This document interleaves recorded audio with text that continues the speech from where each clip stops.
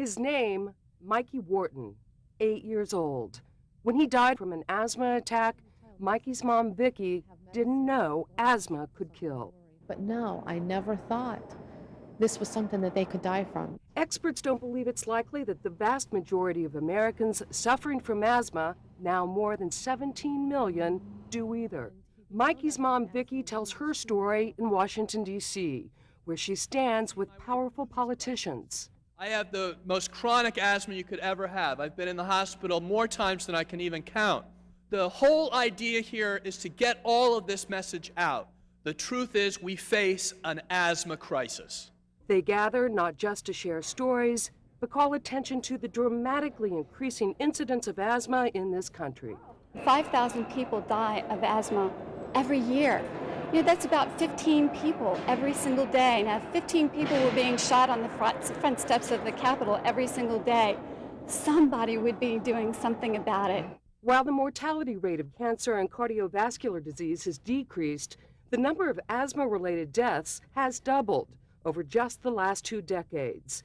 At home, at school, in most every environment, experts say we are failing to recognize, understand, and treat this potentially fatal illness. Many patients are not being properly diagnosed, they're not being properly evaluated, they're not being properly treated. Asthma, the chronic inflammation of airways in the lungs, the disease can be managed but not cured.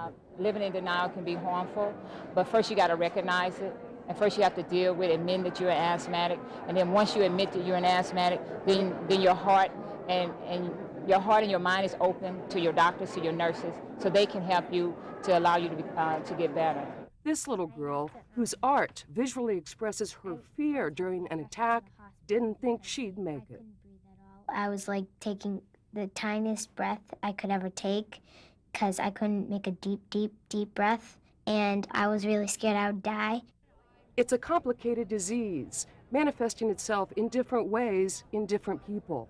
But increased awareness is key in treating asthma because the overwhelming majority of asthma deaths are preventable. This is Lisa Price reporting.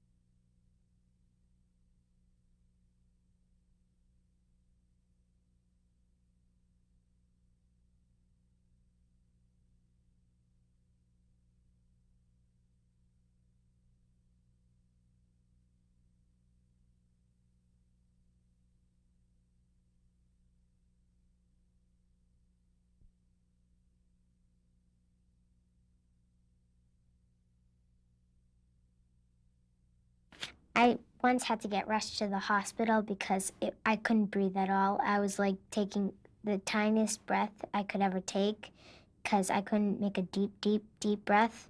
So I had to get rushed to the hospital. They put on this like mask over my face and I stayed there overnight.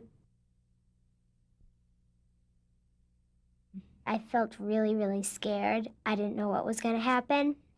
I feared most that I was gonna die, but I didn't know that I would live because I didn't know there was medicine for it.